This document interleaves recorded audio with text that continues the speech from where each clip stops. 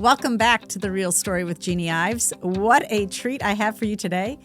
On Zoom with me is John Kass. Of course, you know he's the American columnist and took that really, coveted spot in the Chicago Tribune, page 2 for years upon years. Everybody has enjoyed his writing, from talking about his prized tomatoes and his Greek cuisine to his matzah of the month, which is like Mutza like this. Don't do it to anyone. Okay, mutza, the apparently a Greek disparaging act towards somebody who's done something egregious.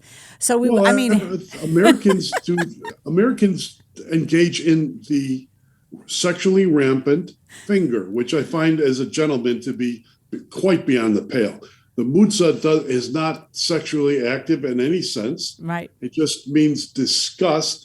And if I put Pritzker's head, if you could Photoshop Pritzker's head right here, it would fit perfectly. I'm sorry, Jeanne. It's great. It's your show. No, so once a month you pick out the most egregious thing that somebody has done. It could be a Hollywood star. It could be a politician. It could be just somebody else. It could be the entire city, right? So right. It's actually something I never want to earn. I never want to earn that thing. I don't think I will. But John, listen, you've had quite the career. You still write about things at johnkass.com. People can go there, read his writings. They're fabulous. And in fact, I feel very privileged to have you allow me to be a guest columnist one Sunday. So he does take guest columnist. It's terrific. You still have a pulse on everything that's going on. You're a populist writer with the history behind your writing to bring it all together. And so I wanted you on my podcast to talk about that, because as somebody who's been a journalist for this long and having the career that you've had and being on the editorial board of the Chicago Tribune, as you were, mm-hmm. You've seen a lot in your lifetime. And we were just talking about this prior to taping this, but we were talking about the Fourth Estate, which is essentially the press, and how important that is to people being informed so they can make the right political choices. Because I look at across the board, Chicago, the state of Illinois could not be in worse condition. And I'm talking fiscally, I'm talking about kids learning in the classroom, I'm talking about the crime on the streets. It is a disaster, and it's a result of our own bad policies. I blame the media. What say you? 100%. Mm-hmm. Yeah. So we're having this fight. The media fight. has been complicit. Yep. In all of this, making excuses for the special interests that come in and capture them, so that now you have newspapers that have like various columnists who basically hug the Chicago Teachers Union, while the children, black kids, learn, I think there are only 10% of African-American or black children mm-hmm. can read at grade level. 11% or 12% of the Latino children can read at grade level. What the bleep were they doing while they were hugging and giving us the benefit of their feelings?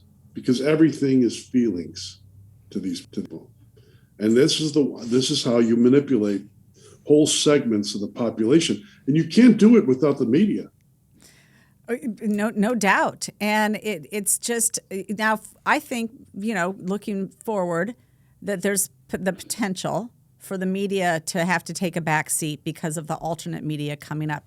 But that said, with the advent of social media, which is a way that most people get their messages out and a lot of people get their news, you have a blackout by big tech on certain articles. They certainly skewed elections in 2020 by hiding the Hunter Biden story. There's no doubt about that. But bringing it closer to home, they also, until just recently, when there's been such an uproar by actual people, state's attorneys, sheriffs that have to deal with the Safety Act, which goes fully into effect January 1st, there's one tenet that is expanded, like body cams don't have to go into effect until 2025. They're giving them some time to purchase those. But for the most part, the most egregious parts of the Safety Act, which passed January 13th of 2021, Just now, 3 months ahead of that, is the media finally waking up to the bad situation we have there. And I want to point back specifically to your newspaper. I pulled it up, January 13th article. Well, I'm sorry. My newspaper is johnkassnews.com. I'm in no way associated with that collection of Jacobin. That is true. Hordes. Management changed. Even people like Eric Zorn left or got relieved of duty, right? Whatever. Yeah.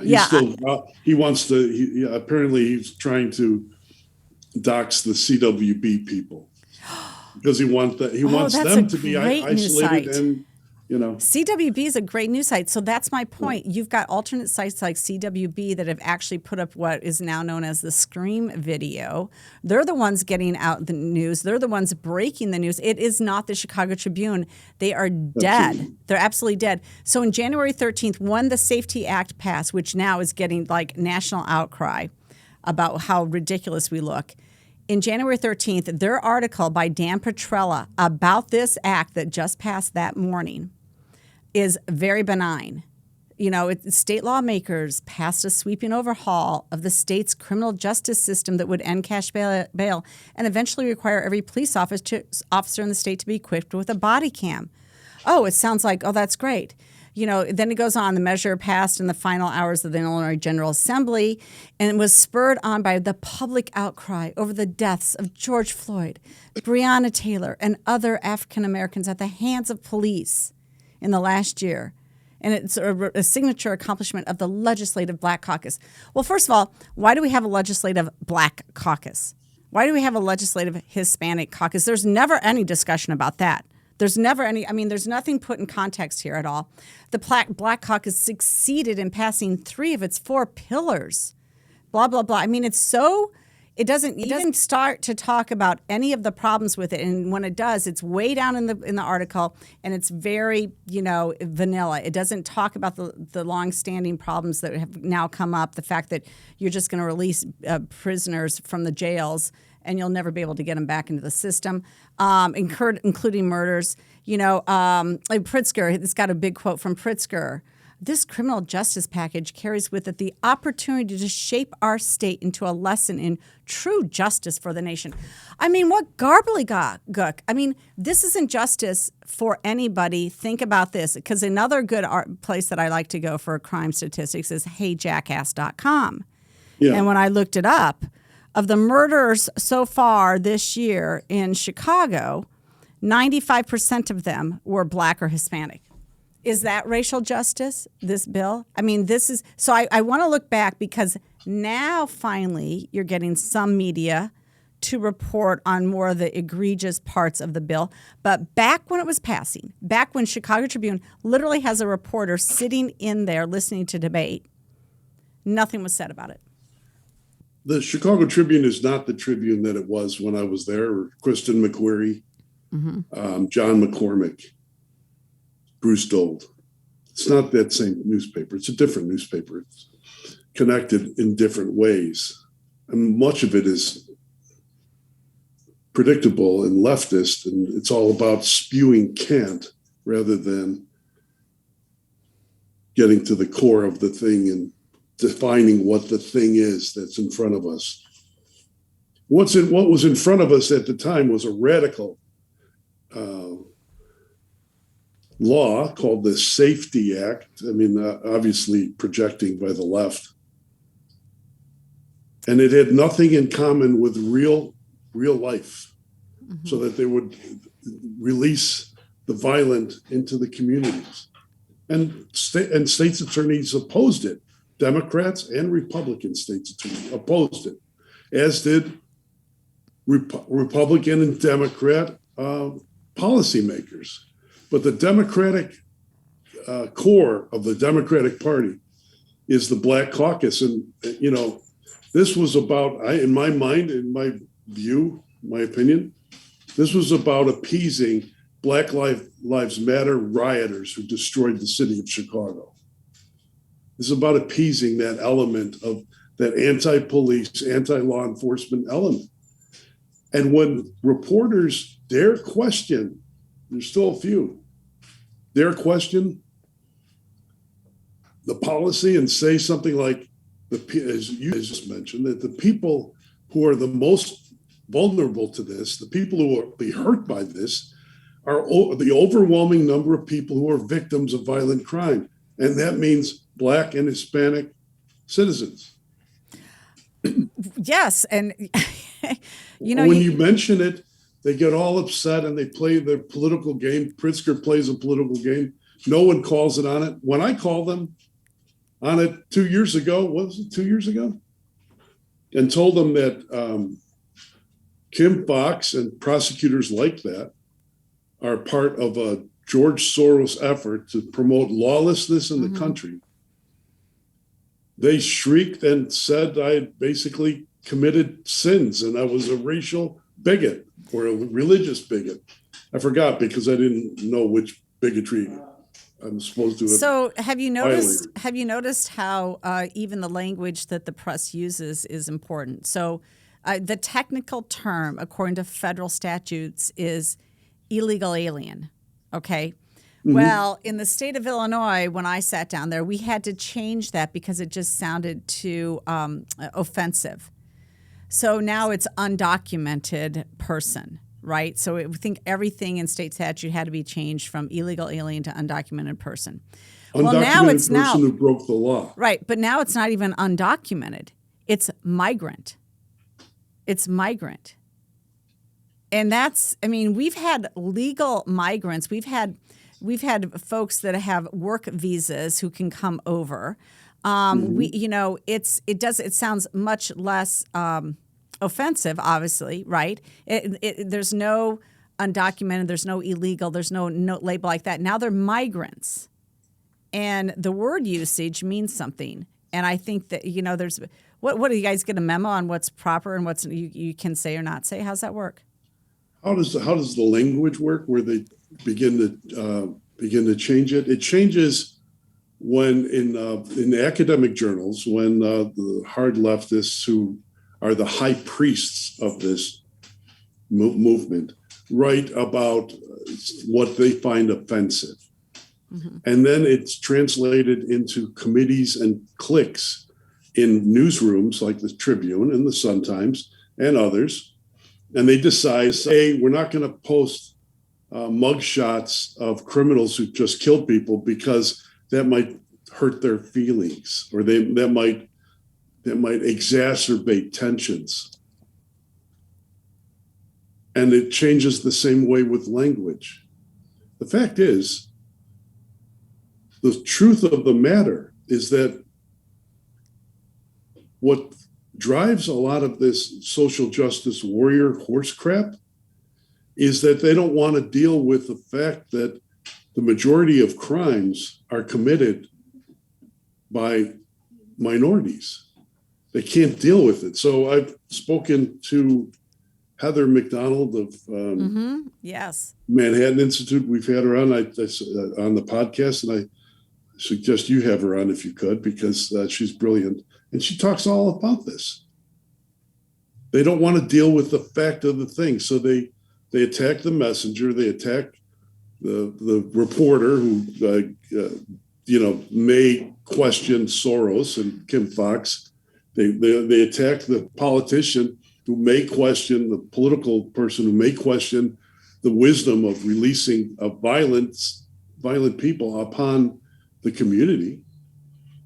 And they play the same game with the race card and the, feelings card. It's all pathetic. And what happens? People know the difference, so they leave. I left. 100%. I mean, but Black families are leaving too. They know the difference. They know they're leaving. They're coming out to the suburbs for a better education for their kids. But that's the problem. Even if you talk about fiscal issues, something that should be very nonpartisan. Let's not talk about crime. Okay, let's forget about that. I mean, I think crime should be nonpartisan too. But honestly, they have this whole prevailing justice umbrella that they want to view every bit of crime through. Well, let's just talk about fiscal stuff, okay? When it's costing you $30,000, almost $30,000 to educate a child in Chicago, and less than 25% of the kids read or do math at grade level, and if you're a minority, it's like at 10%. 10% yeah, blacks but and 11% Hispanic. why isn't that the headline? Why isn't that a headline? We're spending $30,000 per child. It's because they don't even want to talk about those numbers. They use the funny numbers from the Illinois State Board of Education rather than using the real numbers, which include the total cost. They don't even want to dig into the numbers, whether it's a pension discussion, a budget discussion, a school education issue. Because the press is the beginning of this premise of this discussion. The press is a wholly owned subsidiary of the Democratic Party. They're not really in this country, in this city, particularly in this state, land of Lincoln. There's nothing about them that is about the truth. They're propagandists. And so they shape and filter everything because they're afraid, they're deathly afraid. This is what happens with the corporate mind, corporate people. They're deathly afraid that they will be called out by someone just like them. This is how the Orwellian nature of it. So they're up in front screaming the loudest at the tiger outside of the fire. Where's the tiger? Right. Okay. It's pathetic. Well, I mean, so in particular, when we talk about fiscal, I just noticed today that apparently the Illinois Chamber of Commerce endorsed Susanna Mendoza for comptroller. Now, I'm sorry. Okay, perfect. It's exactly what I'm talking about. She has gotten away with the lies about the fiscal state of the state. Listen, and nobody in the press writes this, and I'm just shocked that Todd Meisch with the chamber that they would even do this. I mean, I cannot even imagine. She was the arsonist for 10 years in the state legislature. 10 years she sat there and passed and voted for one unbalanced budget after another unbalanced budget as she sat there. And then she was, I believe, the treasurer for the city of Chicago. And she knew how bad it was all those years, too. She's the comptroller, and only but for $186 billion of federal COVID relief money coming in and just swamping everybody from taxpayers now have money to spend. Businesses got made whole on the backs of taxpayers. Politicians got handouts. Local governments got handouts. Your park district everybody got a freaking handout. And she wants to act like, I told those state senators that were suing to get their pay raise back. I told them, we oppose that and we whatever. So for $10 million, you're neglecting everything that she sat there and did for 10 years. There is no full truth telling about anything fiscally with her. There's no media. The problem is there's no media criticism. None. That's my point. There used to There used to be media critics. Mm-hmm. They were of the left, like the Chicago Reader, that leftist rag. Yeah. Had a fellow named Michael Miner, whose job apparently was to write about how I sucked. Okay, how I sucked. I couldn't think. I couldn't write. I was terrible. I wasn't Royko. That's what he did. And the others did the same. But the point being, the people of Chicago don't know who the editors of both newspapers are, do they? 3. Do they know who the editor of Crane's? The Herald, the one that betrayed its own deal with Dan Proft? Oh, well, let's get into that. Yeah.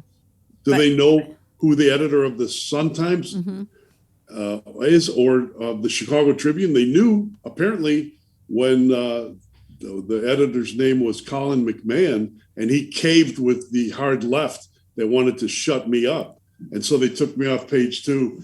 And when I had a buyout offered, I took it because I wasn't going to be sticking around getting stabbed in the back by people that I once cared about.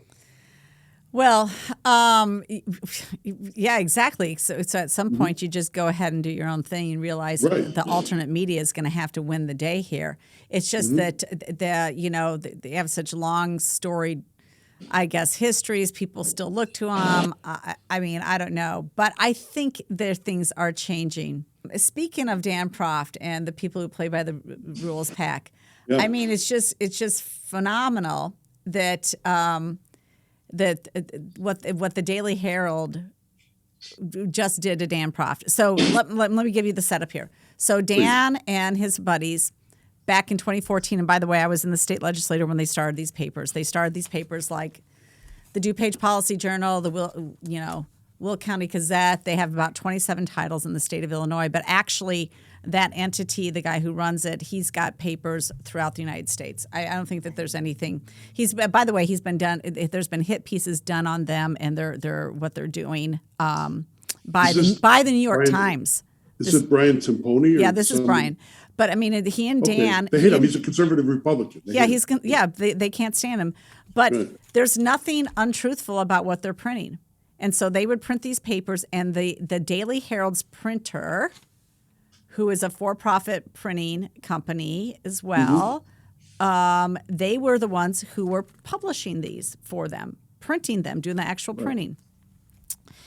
And when the staff found out, when the Daily Herald editorial board found out that they're printing these papers that they say is not true. By the way, this is all true. And if you read the Sun Times or the WBEZ, if you read their reports, everything's done with a slant. The Chicago Tribune, it's all slanted. This is I think this is just truth. Honestly, this is a different point of view, but there's nothing in there that's not factual.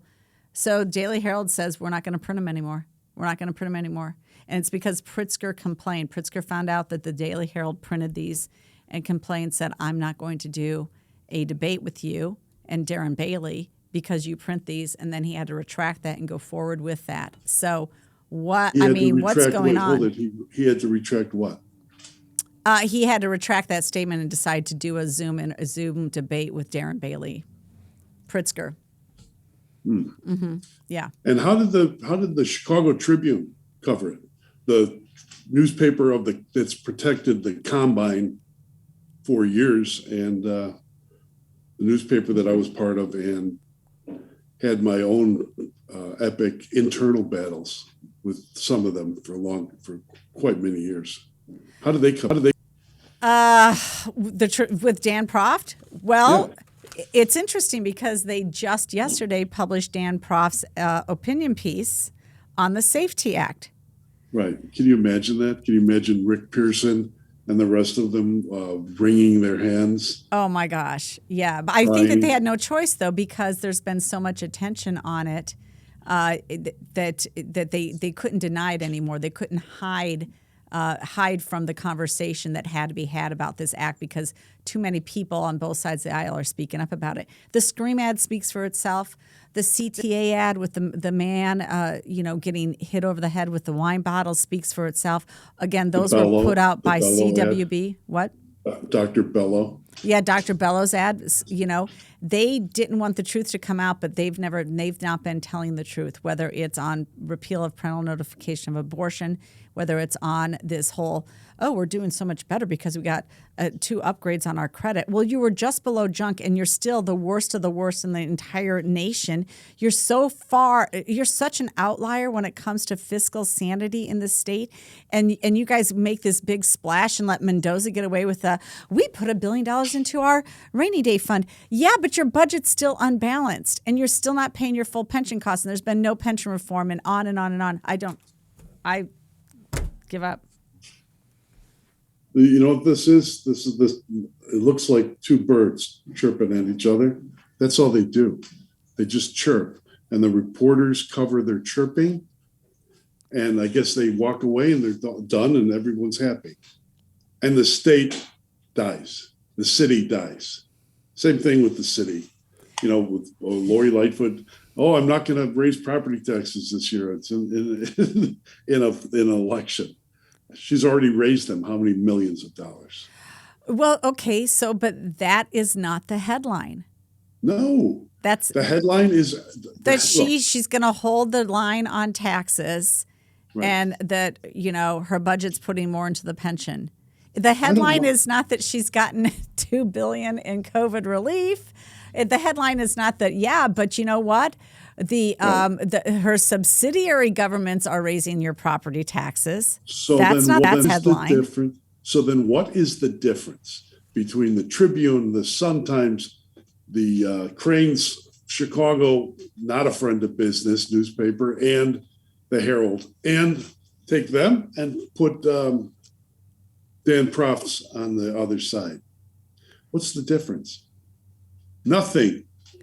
Proft is offering opinion, and so does the New York Times and the Washington Post and the Chicago Tribune and all of them. They offer their opinion and slant their news the way they want to do it, and they put it out there for consideration so people can look at it. It hasn't really changed from the time that Thomas Jefferson was accusing in his newspapers John Adams of being a hermaphrodite.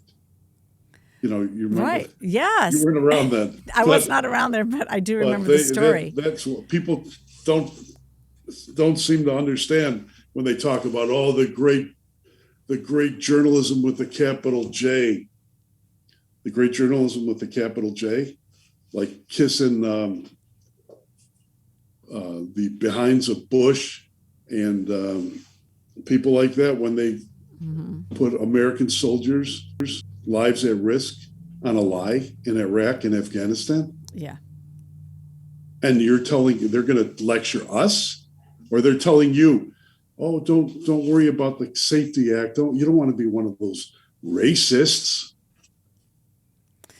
Well, there's a lot of that goes on, though. I mean, a lot of people are more worried about the mail piece that may be sent or what the journalist might write if they don't. And in fairness, I will say that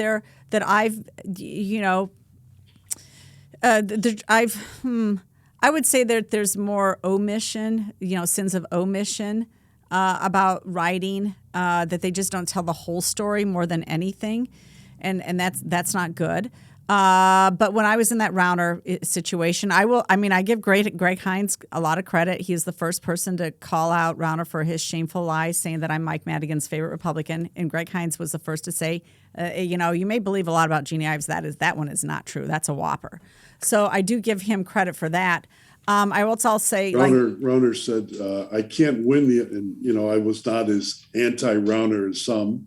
Yeah. But he said, I can't win the election if you give me the mutza. And I said, too bad, lift your chin up. You earned it. I mean, it was just the flip-flop on abortion and on the tax issues. I was done. Yeah, but we're at the point, though, where the media could facilitate common sense solutions, and they're not facilitating. That is my point. They could facilitate common sense. Like, let's say, there's an ad running up in Wisconsin, and it's about the pro-life issue, and it has a pro-life person saying, I'm pro-life and I believe in restrictions on abortion. And then it's got a pro-abortion person saying, I'm pro-abortion and I believe in restrictions on abortion. And then it goes down, we all agree that there should be restrictions on abortion. Tony Evers doesn't. And it has this hit piece on him. So my point is that you could facilitate a conversation with having reasonable discussions about, I don't care what it is, if it's schools, abortion, crime solutions, but we don't get that at all. We don't get that. We get, we just get very one-sided rhetoric, and that's what people believe. All you get, Jeanne, is anybody who dares question the establishment status quo that has led us to disaster on all these issues: education, crime, taxation, and policy in general. Anyone who calls out the establishment is sure to be decapitated by people like the Tribune, newspapers like the Tribune, the Sun-Times, and others, and the broadcast people. And no one says anything about it. The discussion dies, and as it dies, the state dies, the city dies. They don't care because they're about their power. Like what does Ralph Martwick get away Martin. with saying half the crap he says? Oh, it's because unreal. He's protected, right? Yes. Yeah. No. So Dennis Byrne wrote a book in this governor's race called "The Governor You Do Not Know." It is his second edition. I don't think most people know, but he ghost wrote the version, the first edition, "The Governor You Don't Know," which was done in 2018 during my primary challenge to Rauner. And so, and the tip of the hat to him.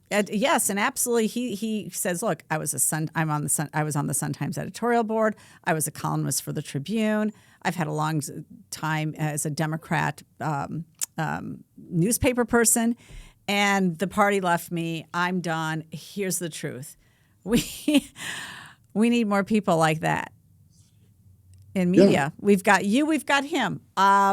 Who else coming off of the bench of big name papers are going to start to be truth tellers? They're not, because they don't want to risk their crumbs, the crumbs that they're given. They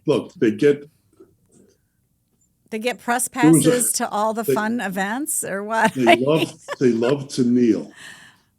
They love to kneel and crawl forward on their knees to kiss the hand of the Pasha, to prove that they are one with the Pasha, that they're part of the team. And you know who they are.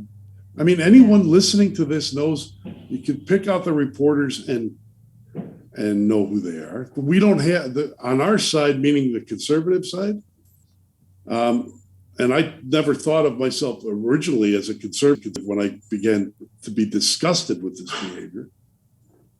We don't have anyone telling that story. There's no conservative media critics to point it out. Media Research Center, maybe, but not really systematically, and not clearly in a local media environment. Illinois, Iowa, Wisconsin. Well, I mean, there's obviously not enough money in it right now. I guess a lot of them are understaffed. They can't report on everything, but they'll never report on it. Yeah. You think the Tribune would ever report if they even had staff? They don't even cover crime. Yeah, you're right. You're right about that. Not the way CWB Chicago does. That's for sure.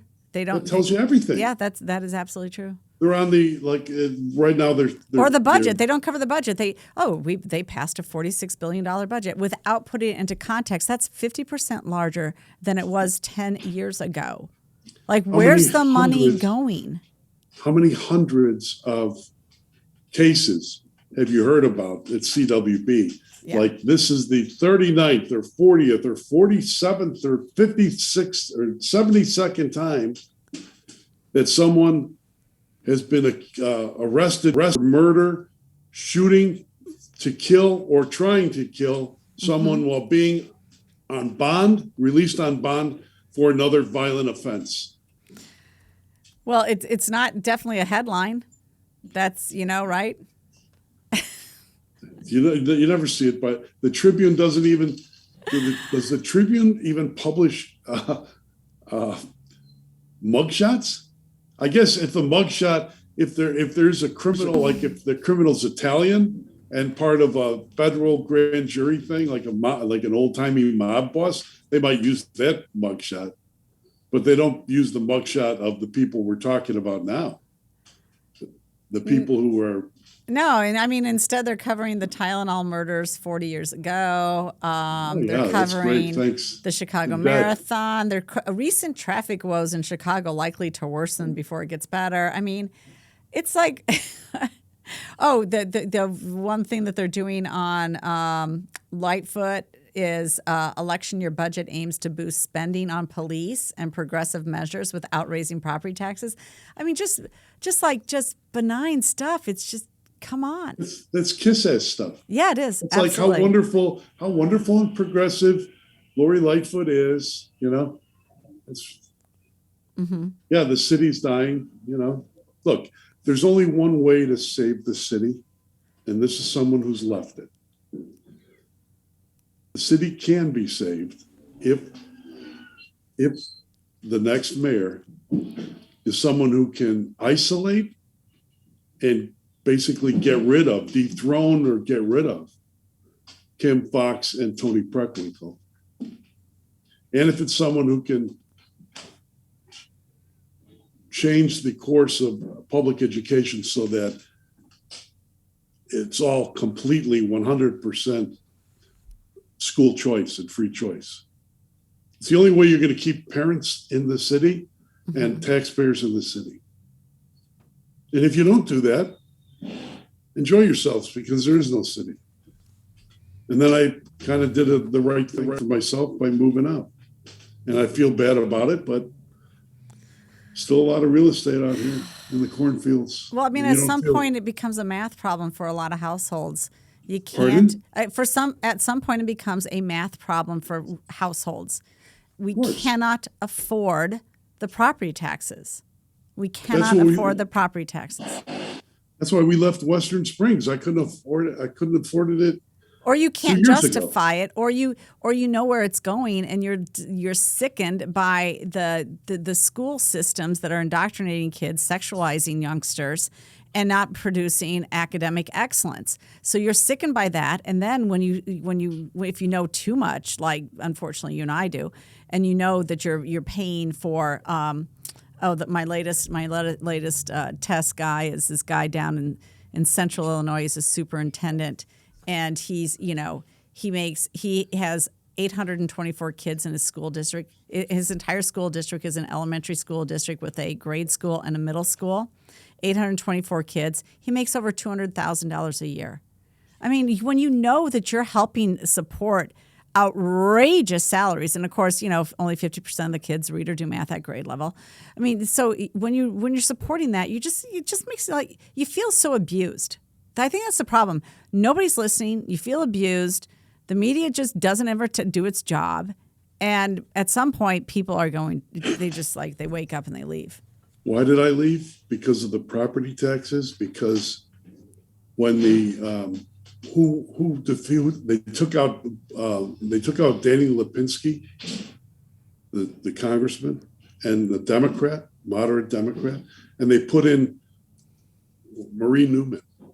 Or was it John Kass, or both? And they both were redistricted together against each other. Yep. Mm-hmm. And you worry and you wonder, okay, Marie Newman and John Kass in the same district. And you wonder why the Lyons Township High School has become ridiculously woke to the point where I can't even recognize it. So as someone who sent my sons there. Yeah. So it's like, fool me once, shame on me, but continue to fool me. I'm not going to eat that sandwich that you're presenting. No, thank you. Well, John, I want to thank you for coming on my podcast. Love you, Jeanne. Love everything that you do. So glad that you've continued to write. I encourage everybody to go to johnkass.com, sign up for his newsletters. No. May I correct my hostess? Yes, please. And then you can offer me the second cup of coffee, and then I'll go. Would you like a second cup? Would you like a second? It's johnkassnews.com. Okay. And I expect everybody to subscribe, because you know what? I am not a communist and I don't work for free. So if you want me to keep working, you'll subscribe. That's right. We're subscribers here. All right. Signing off, John. Thank you so much for joining us this morning. We really appreciate your insight.